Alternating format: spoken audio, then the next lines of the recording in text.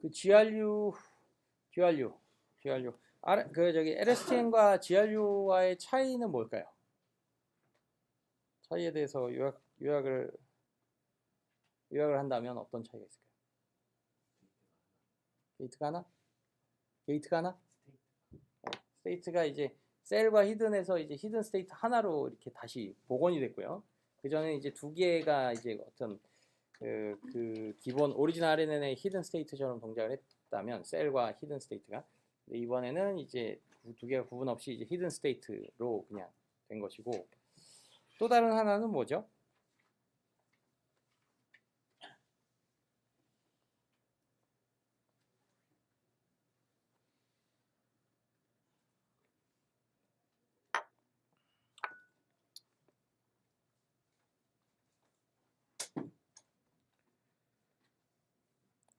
일단은 저 식만 가지고는 굉장히 좀 이해하기가 힘들 거고요, 우리가. 이제 GRU의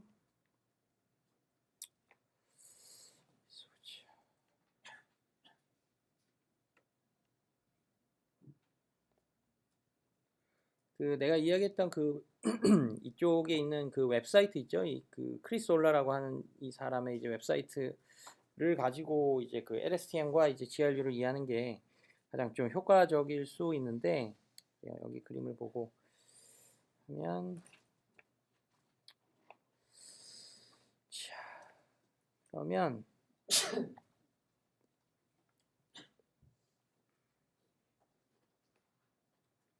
이게 이제 아까 그 여기 웹사이트에 나온 GRU의 그림이에요.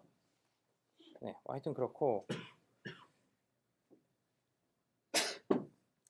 자 여기서는 이제 셀이 없이 이제 히든 스테이트만 와요. 그 다음엔 역시 이제 그 RNN이나 그러니까 LSTM이나 이제 GRU나 요 XT와 HT-1 요 두 개를 가지고 그 LSTM에서 이제 네 가지의 그 어떤 템포러리 벡터를 만들어 놓고 그 다음에 그거 가지고 이제 셀과 히든 스테이트를 이제 업데이트를 했었죠. 근데 이번에는 이제 역시 두 개를 인풋으로 사용을 하되 우리가 이제 어떤 업데이트하는 대상은 이제 더 이상은 셀이 없고 그냥 이 히든 스테이트 자체가 되게 돼요. 그 다음엔 이제 그 전에 셀이 뭐 예를 들면 뭐 셀의 값이 1, 2, 3이다. 그러면 여기서 포겟 게이트를 한번 처음에 걸어줬었죠. 그래서 뭐 0.7, 0.4, 0.5 뭐 이런 식으로 포겟 게이트 걸어주고 그 다음엔 인풋 게이트와 뭐 게이트 게이트 그래서 현재 우리가 만들어 그러니까 추가를 했으면 하는 정보를 이제 탄 H로 뽑아내 갖고 뭐 마이너스 0.6, 0.5, 마이너스 0.3 이런 정보를 이제 탄 H에서 뽑아내서 여기에서 이제 다시 인풋 게이트를 이제 걸죠. 0.8, 0.3 뭐 이런 식으로 이제 걸었어요. 그죠? 이게 셀을 업데이트하는 식이었고 이런 게 시험 문제도 우리가 있었죠. 그 다음엔 이 셀에서 이제 히든 스테이트는 여기서 그냥 탄 H를 걸고 마지막에 그 아웃풋 게이트를 통과시켜서 한 번 더 이렇게 우리가 숨길 정보를 숨기고 뭐 이런다고 이제 이야기를 했었어요. 그 다음에 이제 그 GRU에서는 기본적으로 어떤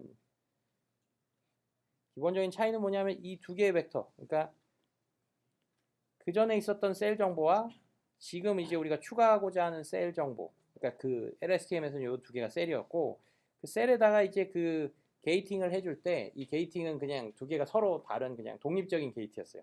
근데 이제 GRU에서는 기본적인 차이는 뭐냐면 여기서 내가 0.7을 곱한다는 건 뭐냐? 이제 그 기존에 있었던 정보에서 내가 30%를 버리겠다는 뜻이잖아요. 그렇죠? 마찬가지로 이거는 이제 0.4를 곱한다 60%를 버리겠다는 뜻이고 그 말은 이제 이걸 어떻게 받아들이냐면 이 1이라는 정보에서는 내가 30%만 버리겠다. 그 말은 새로운 정보에서는 내가 30%만 취해서 더하겠다. 이렇게 돼요. 즉 여기서 70%를 취하고 30%를 버렸다. 그러면 여기서는 내가 30%만 취하고 70%는 버리겠다.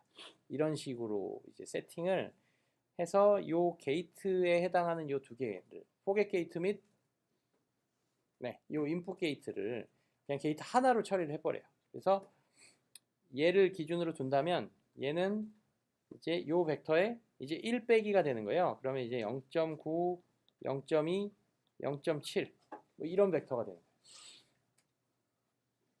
네, 이렇게 이제 구성을 한 게 GRU의 어떤 가장 핵심적인 좀 아이디어예요. 그러니까 뭐 그럴 법도 하죠. 뭐 30% 버렸으면 30%를 채우겠다. 즉, 요 두 개 값에 항상 뭐라 해야 될까요? 내분점을 따지는 거예요. 그렇죠? 네, 내분점을 이렇게 따지는 거예요.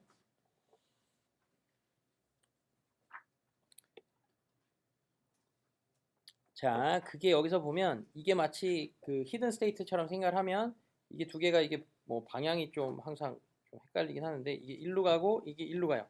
이 두 개가 역시 만나서 이번에는 세 개의 벡터를 생성을 해내요. 아까처럼 그 LSTM에서는 총 4개 세트를 생성을 했는데 여기서는 게이트 하나가 줄었죠. 그렇죠? 그래서 포겟 게이트 및 인풋 게이트에 해당하는 두 개 따로따로의 그 게이트를 한 게이트만 생성을 하고 실제 여기서는 어떻게 보면 인풋 게이트만 생성을 한다고 볼 수가 있어요. 그래서 여기서 뭔가 생성된 어떤 인풋 게이트가 뭔가에 꼽혀져요. 그리고 이거는 역시 마찬가지로 이 두 개를 가지고 만들어낸 어떤 새로운 정보, 이게 그 LSTM에서는 게이트 같은 역할을 했고 여기에 탄H를 걸고 여기다 이제 이 어떤 인풋 게이트 같은 걸 걸어서 더해주되 여기에서 걸리는 이제 그 프리비어스 그 셀격에 해당했던 그 전에 넘어왔던 정보에다 곱해주는 게이트를 1 빼기 이쪽 게이트로 걸어주는 거예요. 즉 아까 이게 네, 요놈이 이제 여기서에 걸리는 요놈이라면 이제 요놈은 바로 1 빼기를 하고 나서 나온 그 게이트 벡터가 돼요. 자, 그러면 뭐 히든 스테이트, 셀 스테이트 이제 구분이 없다라고 얘기를 했고요. 그러면 이제 이게 그러면 거의 다 할 것 같은데, 근데 하나를 우리가 더 해줘요. 그러니까 뭘 더 해주냐 하면 이제 이 히든 스테이트의 처리는 이런 식으로 이제 뭔가 네, 지금 이렇게 해서 끝이 났어요. 그러니까 그 전에 넘어온 히든 스테이트에서 지금 현재 만든 정보의 이 두 개의 내분점 혹은 요 두 개로 이제 게이팅을 한 거. 근데 지금 보면 얘를 만들 때 뭔가 하나가 더 있어요. 즉 얘를 만들 때는 이게 뭐였냐? 탄H를 통과시키고 나면 그 LSTM에서는 뭔가 이게 게이트의 역할을 했었죠. 그렇죠? 지금 현재 우리가 추가하고자 하는 정보. 그 다음엔 거기다가 뭔가 우리가 인풋 게이트를 한 번 더 걸어서 했었고 그 인풋 게이트가 이제 여기서의 역할을 하는 건데 이제 이 두 개를 이런 식으로만 결합을 하면 좀 뭐라 해야 될까요? 그 한계가 있을 수 있어서 여기서는 어떻게 했느냐? 이 XT에다가 요 히든 스테이트를 그냥 써서 리니어 컨비네이션을 하는 게 아니라 여기서 히든 스테이트 정보에서 마치 이제 뭔가 버릴 거를 버린 버전으로 이제 두 개의 벡터를 만들어서 거기다 이제 리니어 컨비네이션을 좀 해줘요. 즉 그게 무슨 말이냐 하면 지금 현재 인풋 벡터 그 전에서 넘어온 그 히든 스테이트 벡터 혹은 히든 스테이트 벡터를 가지고 뭔가 그 탄H에 통과시킬 그 인풋에 해당하는 어떤 그 벡터를 만들어냈다면 그 다음에 그거를 이제 인풋 게이트, 포겟 게이트를 따로따로 걸어서 만들어냈다면 이 경우는 여기서 게이팅을 한번 인풋 단에서 좀 걸어주는 거예요. 그래서 그 전에 히든 스테이트에다가 한번 이제 버릴 거를 요 놈에다가 그러니까 우리가 버릴 거를 버린 버전으로 이제 여기를 만들어주고 이 두 개의 벡터를 사용을 해서 이제 리니어 컨비네이션 및 이제 탄H를 좀 해주는 거죠.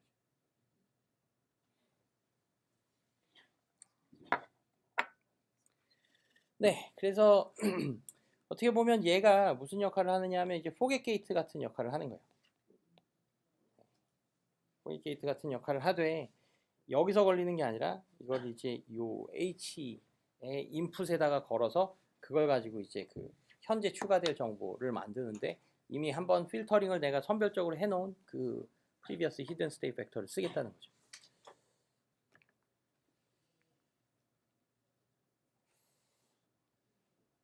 네, 뭐 됐나요, 여러분? GRU? 네. 그래서 하여튼 포인트는 여기서의 컨벡스 컨비네이션 아니면 내분점으로 계산을 한다와 두 번째는 셀과 히든의 차이가 없이 이제는 그냥 셀로만 했다.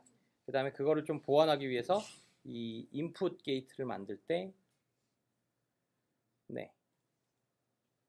네.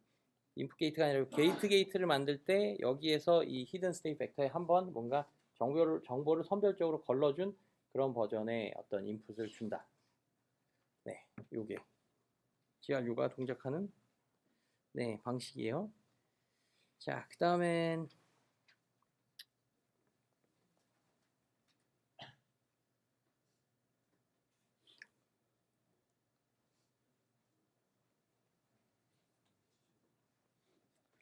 그때 이제 요 RNN 강의에서 있었던 질문들을 좀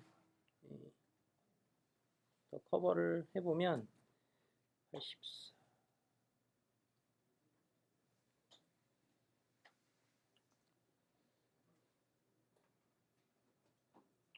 네, 그냥 쉬운 것부터 먼저 좀 해보면 시계열 데이터, 주식 데이터를 가지고 주가를 예측하려고 할 때 마지막 리그레션 레이어는 어떤 걸 사용하느냐? 그 타겟 밸류가 이제 실수 값이면 그냥 난리니어 유닛이 거쳐지지 않은 그냥 선형 변환의 그냥 그 아웃풋 자체를 우리가 써요. 네. 그래서 어떤 난리니어 유닛도 마지막에는 걸리지 않고 거기서 나온 어떤 실수값, 선형 변환에 의해서 나온 실수값을 우리 실제 그 타겟 그 리얼 그러니까 실수값인 그라운드 트루스 밸류와 그 차이를 제곱해서 그거를 우리가 로스로 써서 이제 그 최적화를 하는 거죠.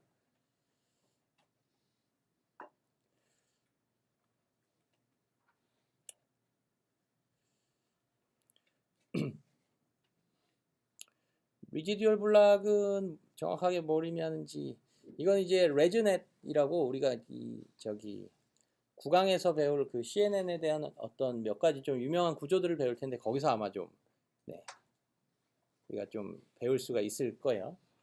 그래서 요거는 일단은 넘어가고 그다음엔 네, 그 어텐션 모델을 잠깐 좀 뒤쪽으로 설명을 좀 빼고 다른 것들을 좀 먼저 처리를 하면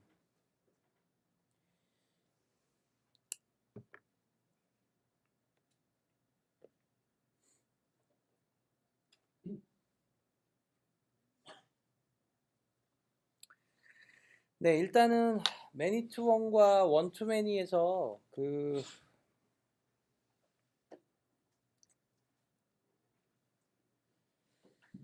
이 두 개의 RNN은 기본적으로는 네, 여기까지를 우리가 인풋을 쭉 이렇게 받아들인다는 어떤 취지에서 이걸 이제 인코딩 모듈이라고 하고 여기서는 이제 우리가 원하는 형태로의 아웃풋을 뽑아낸다고 해서 이제 디코딩 모듈이라고 해요. 그래서 이거를 인코드 더 디코더라고 이제 이야기를 하고요. 그 다음엔 이 기본적으로 여기 RNN과 여기 RNN은 지금 보듯이 파라미터는 이제 다른 게 들어가요. 다른 게 들어가는데 이 두 개의 RNN이 뭐 근본적으로 구조가 다른 거냐? 뭐 그렇게 이제 그렇게 볼 필요는 없고요. 그때 얘기했던 것처럼 이제 RNN의 구조는 기본적으로 그 전에서 있었던 previous hidden state와 그 다음엔 지금 현재 이제 인풋 정보를 받아서 그 다음엔 어떤 새로운 히든 스테이트 정보, 지금 현재 상태의 히든 스테이트 정보를 만들어주고 그 다음에 이거를 가지고 뭔가 다시 이거를 가지고 이렇게 빼서 뭔가 아웃풋을 만들어 주는데 저거를 또 활용을 하는 형태로 이제 위쪽으로 얘를 이제 위쪽으로 올려서 필요하면 얘를 가지고 이제 아웃풋을 만들어내는 형태로 쓰게 돼요. 그래서 인풋이 요거 두 개, 아웃풋은 같은 걸 가지고 이쪽으로 또 여기서는 이제 요 HT가 한번 뭔가 이제 선형 변환이든 어떤 레이어를 거친 형태로 뭔가 아웃풋의 형태로 이제 빠지게 된다라는 그 기본적인 구조를 그 기본적인 구조는 여기 인코딩 단이나 이 디코딩 단 여기서 이야기하는 매니투원 뭐 원투맨이라는 모델을 두 개를 합친 뭐 이런 구조에서도 그냥 그대로 적용이 된다라고 보면 되고 여기서는 기본적으로 요 히든 스테이트 벡터들을 그렇게 현재 히든 스테이트 벡터에 해당하는 HT를 뽑아내되 이거를 가지고 이제 아웃풋을 별달리 이제 만들어 주지는 않는 거예요. 그래서 이 H2를 가지고 어떤 또 리니어 레이어나 아니면 또 다른 레이어를 쌓아서 이제 아웃풋을 뽑아주는 여기서의 어떤 그 코에피션트나 그 어떤 가중치 집합이 있기는 하나 그냥 그거를 안 쓴다라고 생각을 하면 될 것 같아요. 그 다음에 여기서는 그러면 또 거꾸로 이번엔 인풋이 여기는 없잖아요. 이 x1, x2, x3 같은 이제 인풋이 없는데 이것도 그 모듈이 있대. 그래서 이 공통적인 구조는 인코딩 단이나 디코딩 단이나 그대로 유지를 하되 여기서는 이제 인풋을 항상 이제 0을 받는 형태로 해서 어떤 가중치는 있되 그래서 동일한 구조는 이제 공통적인 이 구조를 쓰되 이제 인풋을 이제 0으로 항상 받는다라고 생각을 하면 될 것 같아요.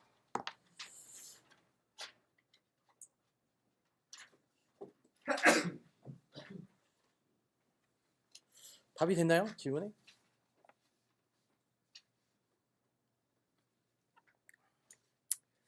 그 다음에 기본적으로 이 구조는 여기 인코딩 단까지에서는 뭔가 우리가 입력으로 계속 받는 우리의 정보를 여기까지 받는 우리의 입력 정보를 뭔가 잘 추출을 해서 그거를 축약해서 어떤 그 우리가 쓸 그 유용한 정보를 이렇게 뽑았다가 그 정보를 가지고 이제 그 디코딩 단에서 이제 아웃풋을 쭉쭉쭉 우리가 시퀀스 형태의 아웃풋을 생성을 해내는데 쓰는 어떤 그 촉발제 아니면 이거를 딱 이렇게 점화를 시킴으로써 얘를 이제 초기 이니셜 스테이트로 넘겨줌으로써 이쪽의 RNN을 뭔가 한번 탁 이렇게 좀 촉발을 시켜줌으로써 얘가 바로바로 이렇게 그 아웃풋을 쭉쭉쭉 뽑아낼 수 있도록 이제 만든다. 뭐 이런 뜻이 되고요. 그 다음에 이게 뭐 챗밭의 예를 들면은 이게 뭐 How are you라 그러면 How are you 이런 단어가 들어왔다. 그러면 이것들을 하나하나를 받아서 이 내용들을 잘 기억하고 있다가 여기서 받은 이 끝에 있는 이 히든 스테이트 정보는 이 How are you라고 하는 거에 대한 다양한 정보를 우리가 포함을 하고 있다가 이걸 가지고 이제 그 디코딩 단에서 뭐 I am 뭐 fine 뭐 이런 이야기들을 생성을 하는 거예요.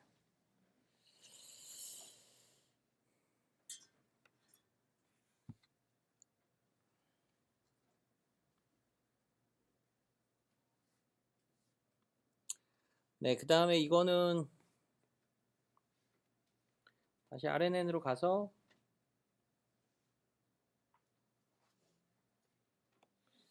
네, 여기서의 EH는 이제 얘의 디멘전이 H라고 쓴 건데 또 일단은 얘의 디멘전이 또 H다라고 이제 두 개의 디멘전이 똑같다라고 하는 이런 스페셜 케이스를 우리가 생각을 여기가 H면 저 위에도 H다라고 하는 디멘전을 우리가 똑같다라고 이제 가정을 한 거고요. 사실 이게 꼭 이렇지는 않죠. 꼭 이렇지는 않고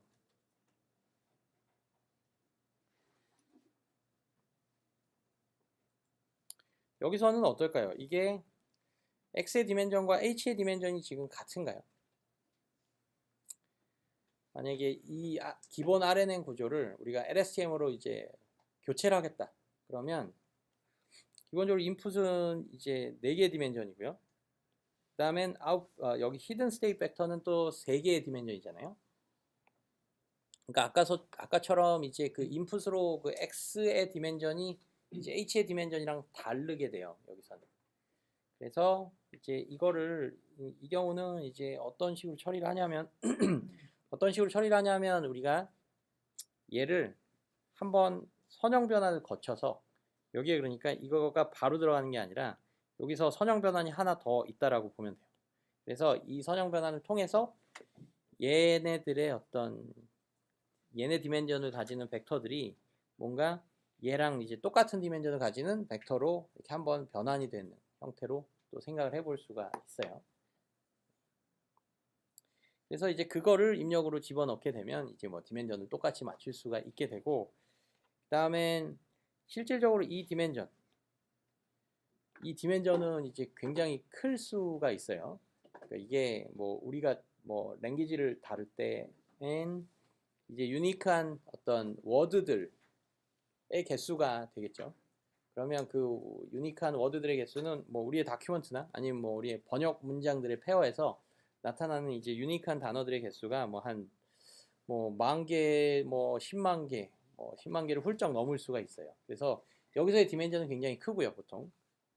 그 다음에 이쪽 히든 스테이트 혹은 히든 레이어에서의 얘네 이 HT나 셀들의 벡터의 디멘전은 뭐 한 우리가 한 100 정도에서 한 200 정도를 쓰거든요. 혹은 128에서 뭐 256 보통 이제 2의 배수를 써서 이제 뭐 그런 식으로 이제 쓰는데, 네, 그러면 이제 디멘전이 여기서는 이제 굉장히 크고 여기서는 이제 굉장히 적죠. 그래서 이 경우 여기서 나타나는 어떤 굉장히 디멘전이 큰 벡터, 그렇지만 얘네들은 다 어떤 형태로 이제 원합 벡터로 이제 생각을 할 수가 있고, 그 어떤 특정 단어들이 나타났을 때의 그 해당 단어에 해당하는 값만 이제 우리가 1로 세팅한 그 원합 벡터로 이제 생각을 할 수가 있고, 그 원합 벡터를 어떤 형태 얘랑 이제 똑같은 디멘전의 어떤 벡터로 우리가 한번 변환을 시켜줄 수 있겠죠. 그렇죠? 그렇게 되면 그 변환된 어떤 벡터의 디멘전은 뭐 대략적으로 뭐 한 100, 200 요 어떤 비슷한 사이즈의 벡터가 돼요. 그래서 그렇게 보면 이제 디멘전을 그냥 똑같은 경우로 그냥, 네, 항상 똑같은 건 아니지만 대략적으로 이렇게 똑같은 어떤 그런 스페셜 케이스로 뭐 생각을 하고 이해를 해도, 네, 문제는 없을 것 같아요. 네, 근데 뭐 항상 똑같지는 않다. 네, 그래서 이거는 뭐 질문은 뭐, 네, 그럴 필요는 없다가 되고요.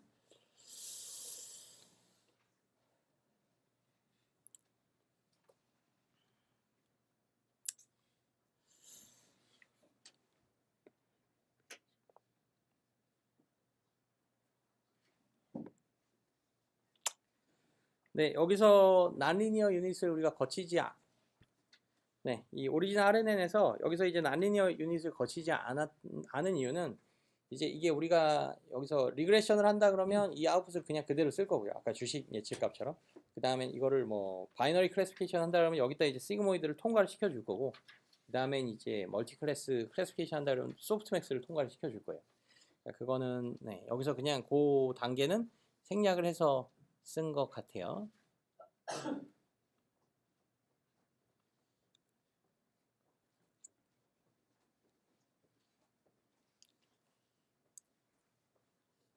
네, 초기 값은 그 전에서 넘어온 히든 스테이트 벡터가 없으면 그 값을 그냥 0으로 세팅을 해서 넣어요.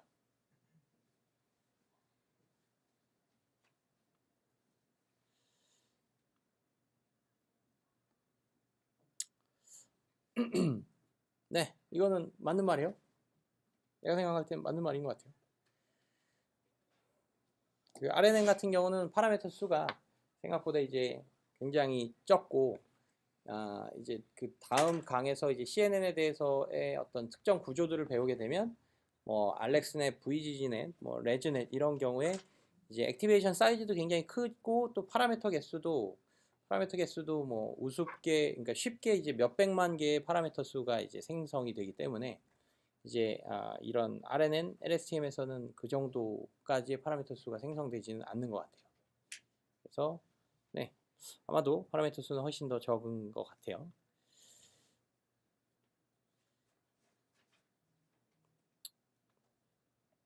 네, 이거 뭐 그레이디언트가 익스플로딩 하면은 우리가 쓸 수 있는 테크닉이 뭐라 그랬죠?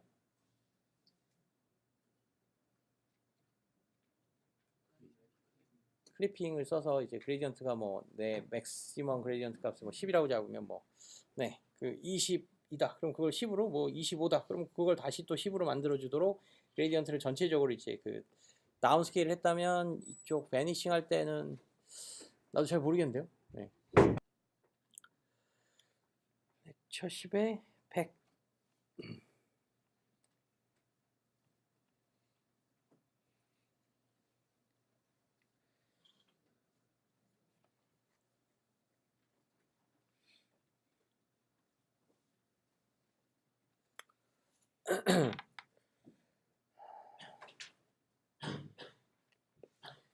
뭐 그레이디언트 뭐 좀 잘 구해야죠 뭐.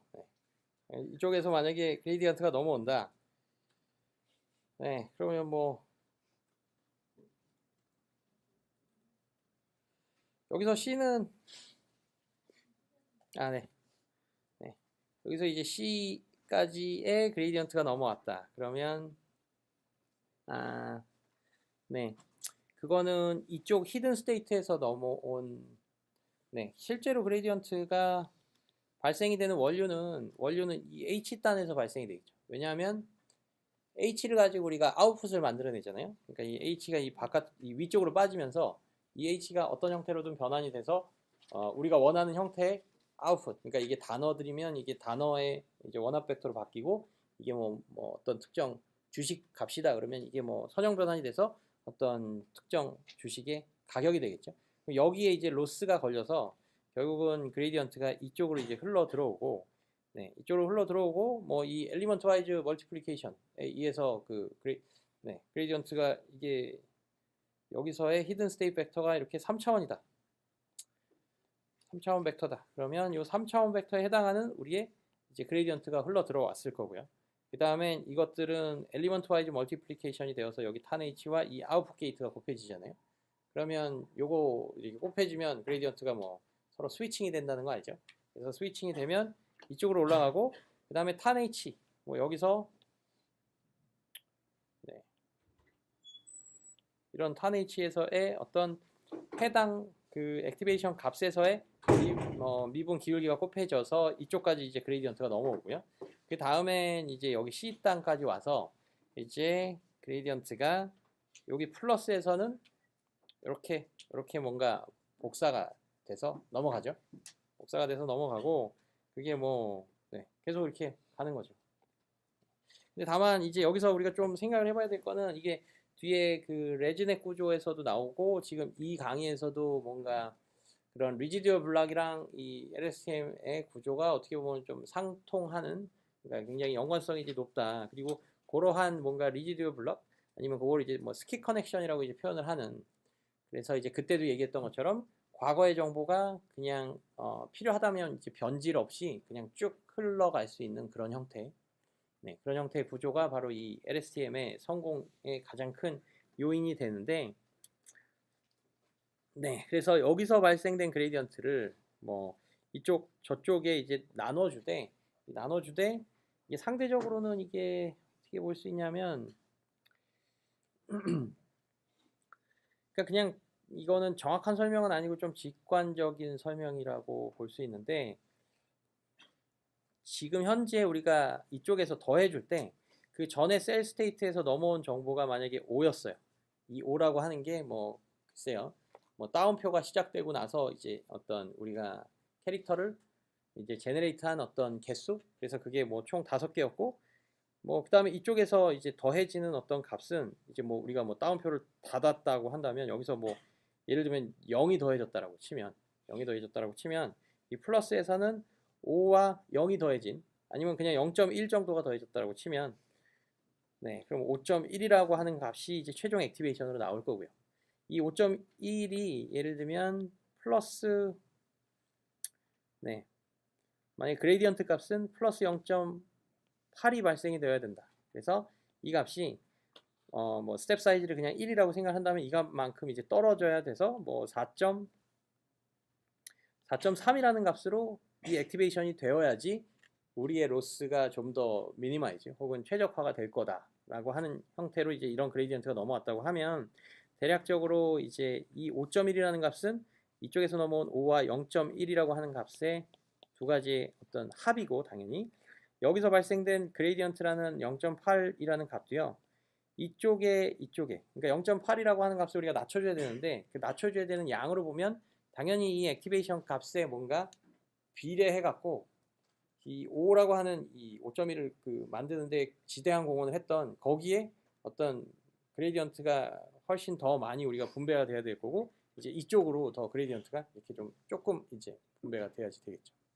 그래서 이쪽을 우리가 뭔가 고치는데 좀 쓰일 거예요.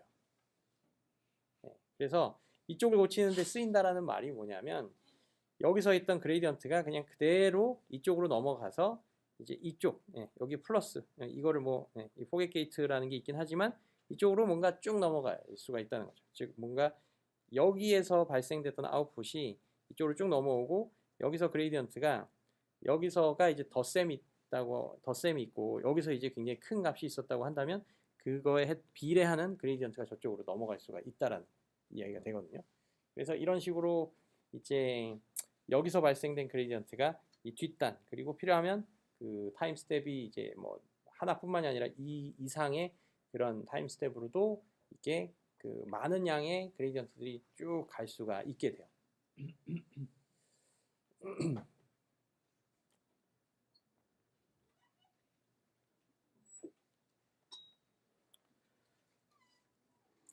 네, 그 다음에 뭐 요 값을 실제로 만들어내는데 뭐 이쪽 인풋에서 쓰이는 정보가 더 많이 쓰였고 거꾸로 이쪽에서 넘어온 그 전 스텝에서 넘어왔던 그 셀은 별로 영향력이 없었다라고 한다면 당연히 그레디언트는 거꾸로 지금 현재에 있는 어떤 값에서부터 그 해당 그레디언트를 만들어내도록 이제 가중치들이 좀 뭔가 학습이 되겠죠.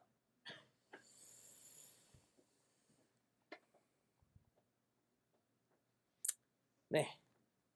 그러니까 좀 뭐 100% 명확하지는 않겠지만, 네, 이런 하여튼 이런 구조를 통해서 그러니까 그때 얘기했던 것처럼 뭔가 곱해지는 형태가 아니라 이 덧셈은 이제 그레디언트가 이제 복사가 되어져서 저쪽으로 넘어가기 때문에 그런 구조를 통해서 그 계속적으로 그 뒤쪽으로 이제 갈 수가 있기 때문에 이제 그런 롱텀 디펜던시를 좀 해결을 할 수 있다. 네, 뭐 그렇게 되고요. 그다음에 요거는 그거고.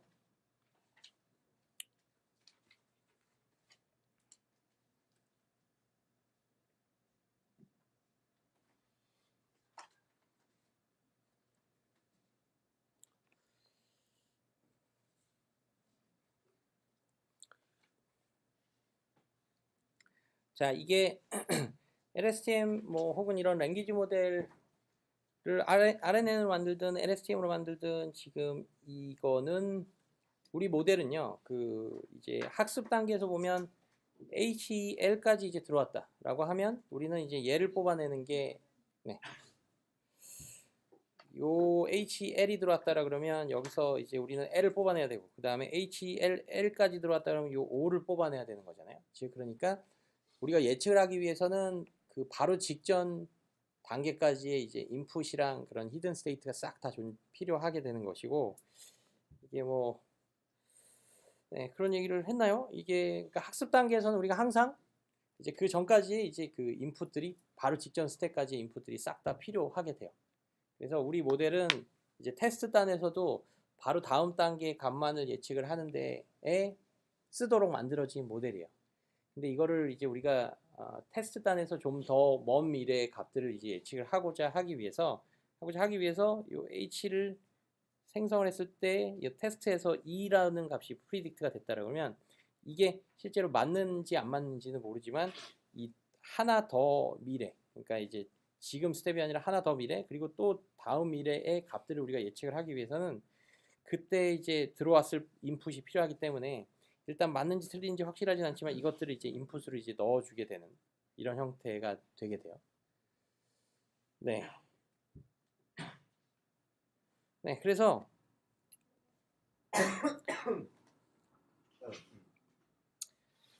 테스트 단에서는 뭐 일단은 이런 식으로 쓰이게 되고 그 다음엔 또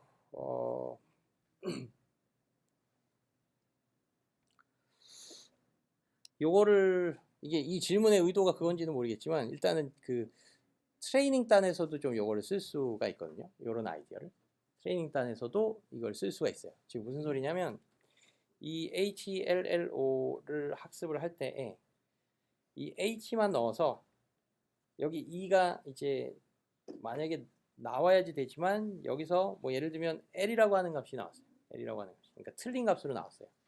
그러면 우리가 학습을 할 때는 여기에서는 요 E를 여기선 비록 L이라고 프리딕트를 했지만 여기서는 이제 네, 참값인 이제 E를 넣어서 최소한 여기서 이제 L을 예측하는 데는 우리가 정확한 이제 인풋을 넣어주자 라는 게 트레이닝에서 우리가 기본적으로 하는 방식이에요.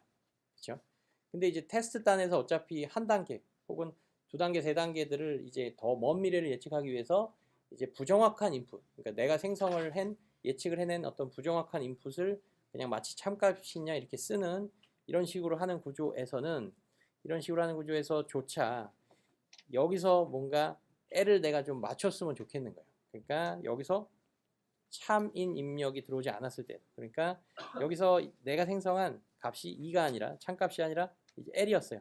그러면 이 L을 여기서 넣어줌으로써 또 여기서의 그런 부정확한 상황에서도 얘 답을 맞추도록 우리가 좀 슈퍼바이즈를 할 수가 있겠죠.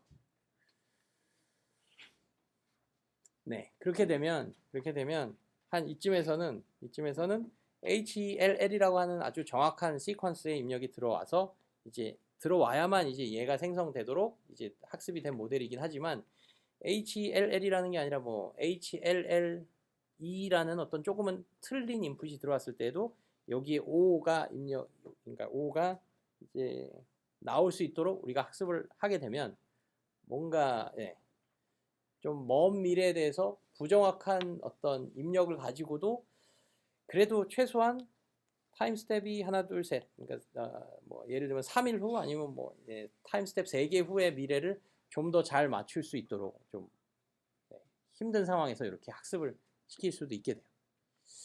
네, 그래서 요거를 이제 우리가 이제 뭐라고 부르냐 하면 뭐라고 부르죠? 아는 학생 있어요 혹시? 네, 요거를 이제 티처 포싱이라고 이제 불러요. 티처 포싱. 어떻게 알았어요? 네? 어디서 들었어요? 네? 네, 그래서 뭐 하여튼 요걸 티처 포싱이라고 불러요. 네, 그래서 뭐냐면 이제 너 스스로 좀 선생이 되라 뭐 이런 거거든요. 티처 포싱이라는 게. 네. 그래서 너 스스로 선생이 되라고 하는 말은 여기에 이제 부정확한 인풋을 나는 이제 정확한 인풋을 항상 제공을 해주지는 않을 테니까 네가 좀 더 먼 미래의 값을 맞추는 것을 대비를 해서 그런 부정확한 입력을 네가 스스로 생성을 해도 그래도 뭐 이 먼 미래 입력을 그런 상황에서도 이제 맞출 수 있도록 하자 뭐 이렇게 되고요.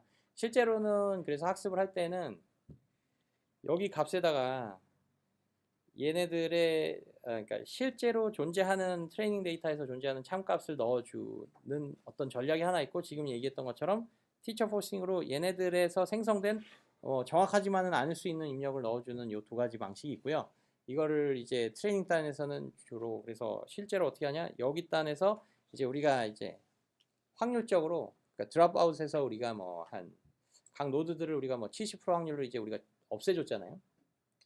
그래서 여기서도 마찬가지로 뭐 한 예를 들면 70%의 확률로 우리가 참 정말로 주어진 인풋을 쓰느냐 아니면 이제 그 전 단계 아웃풋으로서 생성된 그래서 정확하지만은 않을 수 있는 그 값을 쓰느냐를 두 개를 우리가 확률적으로 좀 정해요. 그래서 그 확률 파라미터를 하나로 고정을 시키고 이제 그렇게 이제 하죠. 그 다음에 여기서 그 얘기였는지 아니면 여기서 얘기하는 뭔가 샘플링이라고 하는 요소가 뭐 이렇게의 이야기를 할 수도 이런 이야기를 한 거일 수도 있거든요. 그러니까 여기서 이제 HELO라는 어떤 그 딕셔너리에서 이게 소프트맥스 벡터의 아웃풋이다 그러면 0.84 네, 0.84에 해당하는 아웃풋은 이게 5가 되잖아요. 그러니까 우리는 여기서 무조건 5를 뽑아야지 돼요. 그렇죠? 뭐 소프트맥스의 아웃풋은 우리가 가장 큰 값으로 뽑죠. 근데 여기서도 이제 우리가 좀 뭐 스타캐스틱하게 이제 그 값을 이제 뽑을 수가 있어서 이걸 어떻게 하느냐 이제 우리 아웃풋을 0.3, 1.3, 0 그 다음엔 뭐 84% 이런 확률에서 가장 큰 값을 그냥 항상 큰 값만을 뽑는 게 아니라 우리가 이 값을 가진 확률 분포에서 이제 적당히 4개 중에 하나를 뽑는 거예요. 그럼 13%의 확률로 이제 2가 되는 형태로 이제 아웃풋을 이제 뽑게 되겠죠. 그런 식으로 이제 아웃풋을 생성을 하기도 해요. 그래서 이제 그러니까 이제 트레이닝 단에서는 그렇게는 안 하고요. 트레이닝 단에서는 이 원합 벡터가 있으면 이 고지고대로의 원합 벡터를 우리가 이제 그 소프트맥스에 기반한 그 크로스 엔트로피 로스를 거니까 그렇게는 안 하는데 이제 테스트 단에서는 여기서 이런 어떤 아웃풋이 프리딕티드 된 아웃풋이 나왔을 때 이걸 항상 5로 뽑을 거냐 아니면 여기서 이제 우리가 랜덤하게 뽑을 거냐 이제 그거에 따라서 이제 바뀌게 돼요. 네, 그러면 이게 무슨 차이를 만들어내냐 하면 기본적으로 여기서 입력이 들어가면요. 여기서 입력이 만약에 똑같은 어떤 정해진 게 들어간다. 그러면 출력으로 나오는 어떤 아웃풋 시퀀스는 이런 샘플링 과정이 없으면 항상 똑같은 아웃풋이 나와요. 왜냐하면 네트워크 파라미터가 다 학습이 끝났고 여기서는 항상 제일 큰 놈을 고를 거고 얘는 항상 고정된 소프트맥스 벡터가 나올 것이기 때문에 근데 여기서 이제 샘플링을 통해서 이제 약간은 얘의 2를 뽑을 수 있는 확률도 한 13% 정도로 만들어주면 그 다음에는 이제 시퀀스를 같은 인풋으로 뭔가 우리가 촉발을 시켜서 이제 아웃풋을 뽑아낼 때에도 이제 다양한 어떤 시퀀스들을 우리가 뽑아낼 수가 있겠죠.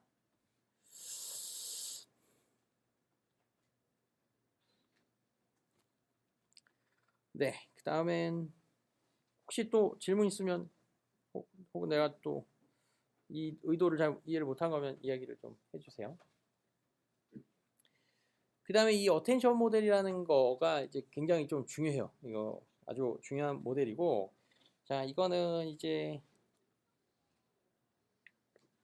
어떻게 볼 수가 있냐면, 이거는 역시 이제 요 RNN 기본 모듈을 LSTM으로 이제 이렇게 교체를 해도 상관없어요. 그러니까 이제부터는 뭐 RNN이라는 거를 하나의 블랙박스로 두고 아까처럼 인풋은 HT-1, XT, 그 다음에 거기가 들어가서 HT가 나오고, 네, 그걸 가지고 이제 아웃풋도 필요하면 뽑아내고 이렇다라고 볼 수가 있고, 그걸 LSTM 혹은 GRU로 다 이제 자유롭게 교체가 될 수 있다라는 것이고, 이제 여기서는 이제 뭐냐 하면 우리가 이제 캡션을, 그러니까 이 이미지를 우리가 설명하는 이제 글을 생성을 한다라고 할 때 이제 네, 이거에서 각 단어를 생성할 때 우리가 좀 필요한 부분들을 그때그때 이제 좀 보는 식으로 해서 이제 뭔가 그 아웃풋을 생성을 하겠다 뭐 이런 거예요. 그런데 이제 그 전에 어떤 그 인코딩 단계와 디코딩 단계가 이렇게 좀 딱 나눠져 있었던 경우에는, 그런 경우에는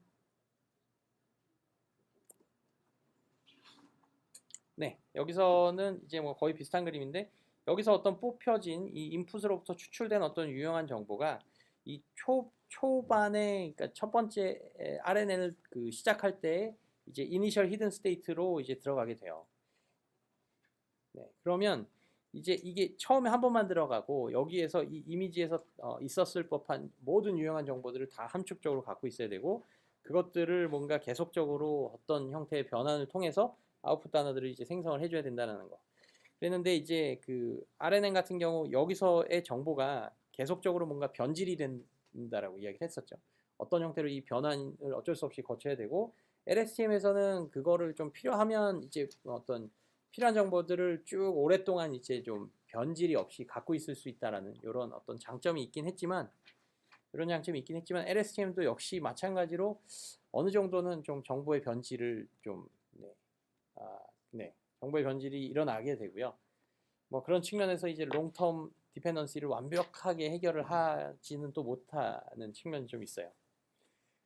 네, 그래서 뭐 그런 아예 메모리라고 하는 요소를 우리가 좀 따로 빼서 아예 이제 뭔가 이제 진짜 따로 저장을 해서 거기서 필요하면 필요한 애를 이렇게 쏙쏙 꺼내서 쓸 수 있도록 하는 형태로의 이제 그 뉴럴 네트워크가 있고, 그 다음에 그런 어떤 네트워크를 또 이제 메모리 네트워크라고 불리는 또 그런 류의 조금은 다른 형태로 설계된 모델들도 있게 돼요. 그런 것 같은 경우 좀 더 이제 롱텀 디펜던시를 좀 제대로 좀 해서 각각 문장이면 문장에서 주어진 혹은 각 단어면 단어에서 주어진 정보들을 뭔가 이렇게 시퀀셜하게 해갖고 하는 게 아니라 이제 다 뭔가 따로따로 이제 입력에 해당하는 정보들을 저장을 해놨다가 그것들을 이제 필요할 때 이제 골라서 쓰는 뭐 그런 형태가 되는데, 이제 이 이미지 캡셔닝 위드 어텐션이라고 하는 곳에서는 여기 이미지에서 추출된 어떤 정보를 매 타임스텝마다 이제 다 우리가 공급을 해줘요. 그래서 여기서 보면 이게 어떤 형태로 이렇게 입력으로 계속 이 RNN의 각 타임스텝마다 들어가게 되죠. 그래서 예를 들면 이게 뭐 bird, 네, 여기가 뭐 a bird, 뭐 flying over the sea 라고 이야기를 했다. 그러면 이 단어들 하나하나들을 생성을 할 때에 여기서 이제 그 전 단어가 그 전 단어가 이런 식으로 들어가는 구조인 거는 맞는데, 그런 식으로 아까 테스트 단에서 이 모델을 써서 이제 아웃풋 시퀀스를 만들 때 그 직전에 생성한 단어를 입력으로 들어가 주는 거는 맞는데, 근데 여기에 뭔가를 입력으로 더 주게 되고요. 요게 우리의 이미지에서 추출한 어떤 정보들을 매 타임스 때마다 계속 넣어주는 게 되고요. 그 다음엔 여기에서 이미지에서 추출한 정보는요, 우리가 그 전 단계에서는 이제 어텐션이 없었을 때는 이 이미지에서 추출한 정보를 뭐 그 풀리 커넥티드 레이어에서 이제 우리가 뽑았었잖아요.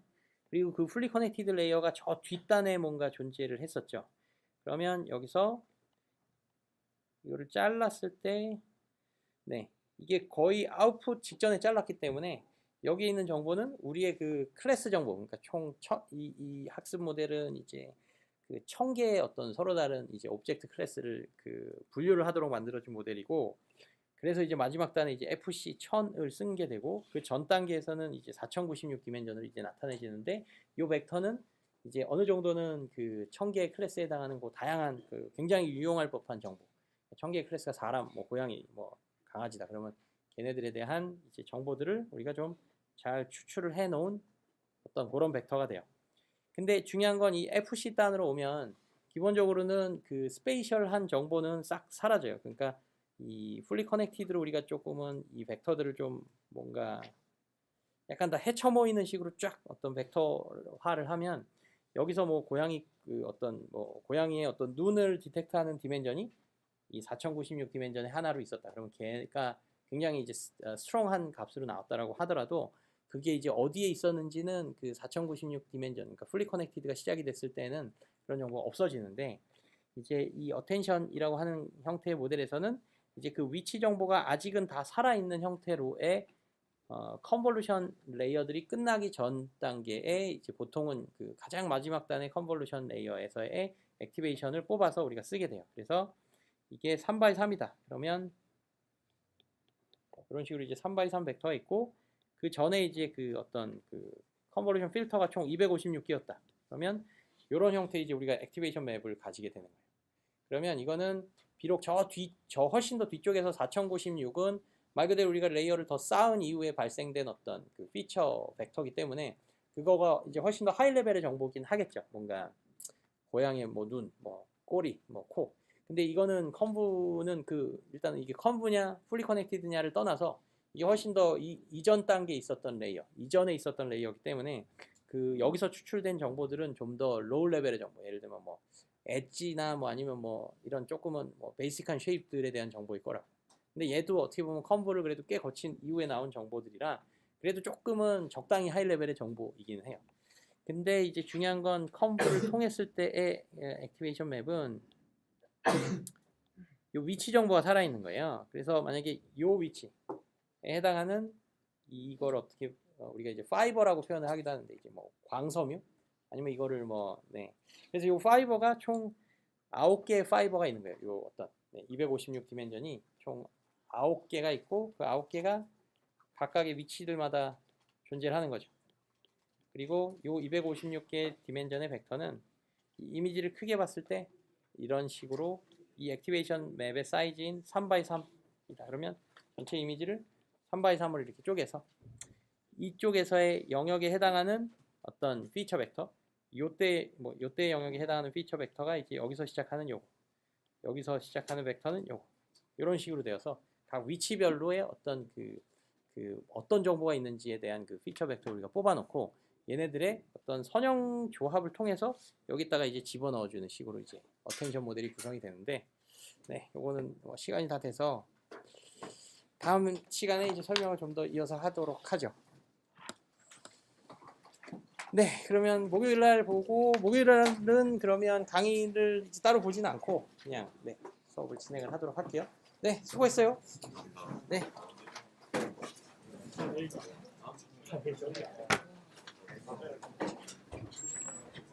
집에 가서 들으니까 진짜 너무 힘들어. 야, 너